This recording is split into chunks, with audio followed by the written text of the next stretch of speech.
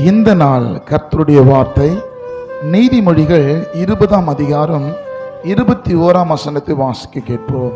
துரிதமாக கிடைத்த சுதந்திரம் முடிவிலே ஆசீர்வாதம் பெறாது. சிலருடைய வளர்ச்சியெல்லாம் பார்த்தோன்னா ரொம்ப ஷார்ட் பீரியட்லேயே ரொம்ப ஆசீர்வாதமா செல்வந்தரம் ஆயிடுவாங்க. ஆனா அந்த முடிவு அவங்க வாழ்க்கையில நிலையா இருக்குமான்னு பார்த்தா நிச்சயமா இருக்காது. ஒருவேளை கஷ்டப்பட்டு நீங்க சிறுக ஒருவேளை போராடி கொண்டு சில ஆசீர்வாதத்துக்காக போராடி கொண்டு சிறுக நீங்க வளர்ந்து கொண்டு வரையும் சொன்னா அந்த துரிதமான கிடைத்த சுதந்திரத்தை காட்டிலும் நீங்க சிறுக சேமித்து வைத்திருக்கிற அந்த ஆசீர்வாதம் கடைசி வரையிலும் உங்களை நீதியின் பாதையில நடத்தும். ஒருவேளை மற்ற ஜனத்தை பார்த்து நீங்க புலம்பாதீங்க. கர்த்தர் உங்களோடு கூட இருக்கிறார். நீங்க பொறுமையோடு கூட இருப்பீர்கள் சொன்னா நீங்க பெருத்த ஆசீர்வாதத்தை பார்க்க முடியும். ஆமாம்.